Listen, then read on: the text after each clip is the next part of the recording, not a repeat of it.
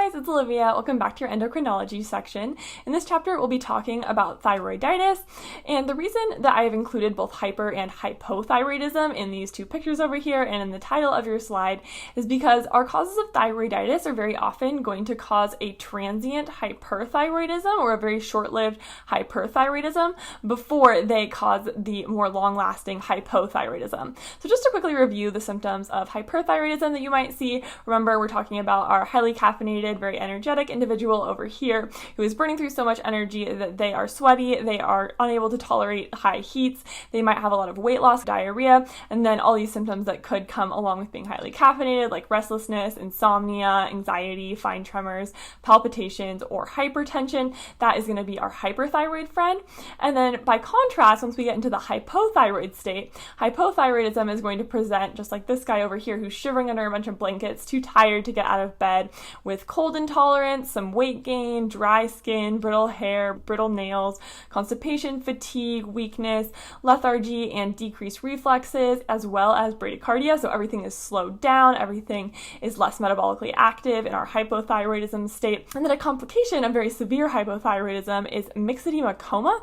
And this is when you have such severe hypothyroidism that you can get decreased mental status, hypothermia, slowing or failure of multiple organs. And this is life-threatening. So I guess the corollary would be like hyperthyroid storm is a very severe form of hyperthyroidism. Myxedema coma is the very severe form of hypothyroidism that can be life-threatening, and it is just an exacerbation of those hypothyroid symptoms. So think of very metabolically low state. It's so low that we are having slowing and failure of multiple organs that can lead to death, as well as severe hypothermia because we're not burning enough energy to keep ourselves heated, and decreased mental status. Okay, that was a quick recap of our hyper and hypothyroid states. Now let's dive into a couple causes of thyroiditis that can cause that transient hyperthyroidism before we cause our hypothyroidism. So first I want to talk to you about Hashimoto's thyroiditis.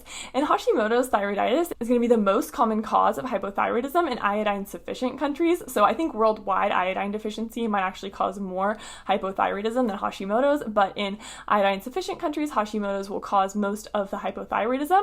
It is also sometimes called chronic lymphocytic thyroiditis. That's another name for Hashimoto's that you guys should definitely be aware of. And it kind of ties into the pathology of Hashimoto's, lymphocytic meaning white blood cells, because the pathophysiology of Hashimoto's is that it's an autoimmune thyroiditis where we have all these autoantibodies against thyroid peroxidase and thyroglobulin. If you remember back to our thyroid hormone synthesis pathway, thyroid peroxidase is going to be that enzyme that is responsible for a lot of the production of our thyroid hormones, the organification and the coupling of our thyroid hormones. And then thyroglobulin is kind of that building block that has all the tyrosines that we attach our iodines to. We attach our iodines to the tyrosines on thyroglobulin, and then it kind of becomes that place where we can stick a bunch of our thyroid hormones while we are waiting to release them from our follicular cells. And what's happening in Hashimoto's thyroiditis is we start out with these CD8 cytotoxic T cells. So because we're using these CD8 cytotoxic T cells initially, that is going to be a type 4 hypersensitivity reaction.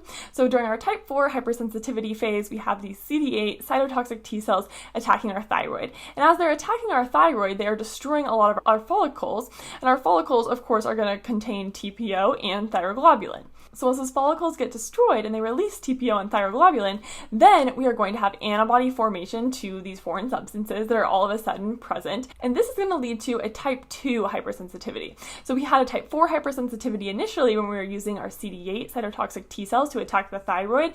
But now that we have this antibody formation and we have antibody-mediated hypersensitivity, that's going to be a type 2.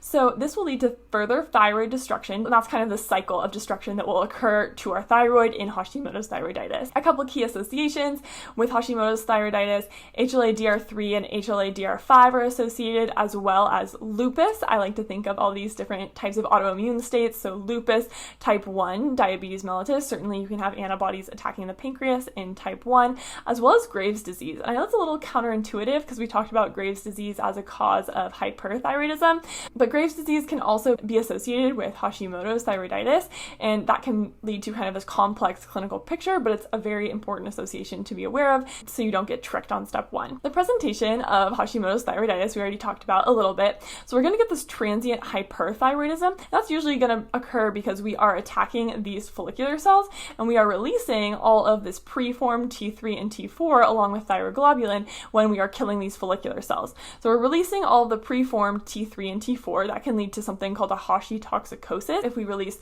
so much T3 and T4, we then become thyrotoxic. But then after this phase is over, after we've released all of this T3 and T4, then these antibodies are going to continue attacking our thyroid peroxidase, which is that enzyme that's incredibly important for the synthesis of new thyroid hormone. So we're not going to be able to synthesize as much new thyroid hormone, and that is going to lead to hypothyroidism. And that's going to be a lot more long-lasting in Hashimoto's thyroiditis. We also might see patients present with a non-tender, enlarged, rubbery thyroid. That's going to be really important to remember because a lot of these different causes of thyroiditis might lead to a tender or a non-enlarged thyroid. So remember that we have an enlarged, rubbery thyroid in Hashimoto's. And then we've already kind of talked about some of the diagnostics you might see in Hashimoto's thyroiditis. So certainly you would see those anti-thyroid peroxidase antibodies.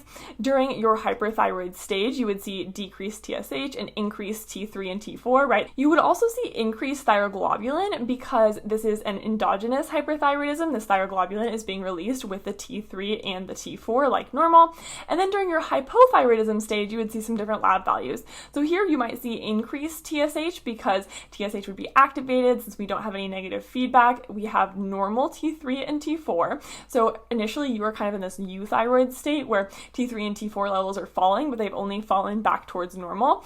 But then eventually, as this hypothyroidism persists, then you are going to outlast the stores of T3 and T4, and you will have elevated TSH still, and then decreased T3 and T4. And this is kind of the ending point, this chronic hypothyroidism that will persist in Hashimoto's. Our histopathology is also going to be very important. So first, you might see these Hürthle cells.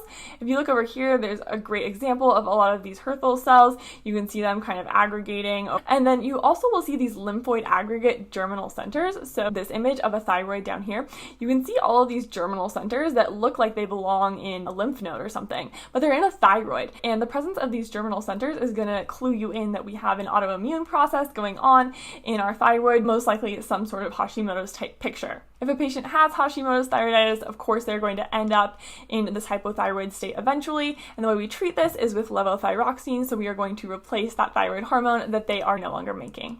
Now, the next type of thyroiditis that I want to talk to you guys about is postpartum thyroiditis, and it's very similar to Hashimoto's thyroiditis. It's also an autoimmune process. It's called subacute lymphocytic thyroiditis sometimes. So up here we had a chronic lymphocytic thyroiditis. Down here we have a subacute lymphocytic thyroiditis. So these are very similar pathologies. We also have our thyroid peroxidase antibodies. This is going to lead to damage to your thyroid follicles, like we talked about earlier. This will cause release of preformed T4 and T3. That's usually what is going to cause that transient hyperthyroidism.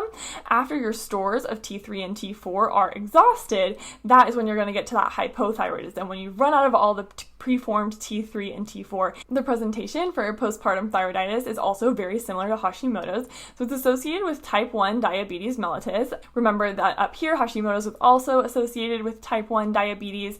This can occur up to 1 year after delivery. So the reason it's a postpartum thyroiditis is because it occurs after delivery and it can occur up to 12 months after delivery. You will also see that transient hyperthyroidism in your postpartum thyroiditis, followed by the more permanent hypothyroidism. But unlike Hashimoto's thyroiditis, you will have a thyroid that is normal size and non-tender. Up here you had an enlarged non-tender thyroid. Here you have a normal size non-tender thyroid. The diagnostics are going to be very similar. So during the hyperthyroid phase, you might see increased T3 and T4, but once we get to the hypothyroid phase, you should see decreased T3 and T4, as well as increased TSH and increased thyroglobulin. You'll also see increased anti-thyroid peroxidase antibodies. So that is going to be the same antibody that was elevated in Hashimoto's thyroiditis. And then histology will be very similar. You will see lymphoid aggregates with germinal centers. So those lymphoid aggregates with germinal centers that we saw down here, the same ones. But you won't see any of these Hürthle cells or fibrosis. So that's going to be a key difference. There won't be any fibrosis in our images of thyroids from postpartum thyroiditis. That's usually because this process hasn't been going on long enough to cause fibrosis. And additionally, you will lack these Hürthle cells. So if you see these cells, think Hashimoto's, but if you see these lymphoid aggregates, that could be Hashimoto's or postpartum thyroiditis. And why it's important to differentiate between the two of these is because postpartum thyroiditis, unlike Hashimoto's thyroiditis, is self-limiting. So this is not a chronic state. It'll actually resolve and these patients will become euthyroid again.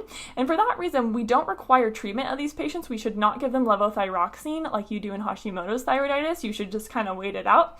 Unless, of course, these patients become super symptomatic, often during the hyperthyroid phase, in which you would consider propranolol if they're having those palpitations or tachycardia. Now, that was a lot of information. Let's quickly recap what we talked about in this video. Now, a lot of people will consider postpartum thyroiditis as kind of a more subacute form of Hashimoto's thyroiditis or a variation of Hashimoto's thyroiditis. And that kind of makes sense, right? Because they both are caused by this elevated thyroid peroxidase antibody. They both present with this transient hyperthyroidism before you reach the more permanent hypothyroidism. Additionally, they both present with these lymphoid aggregates with germinal centers. However, there are important differences which will help you identify which one we're talking about on step 1.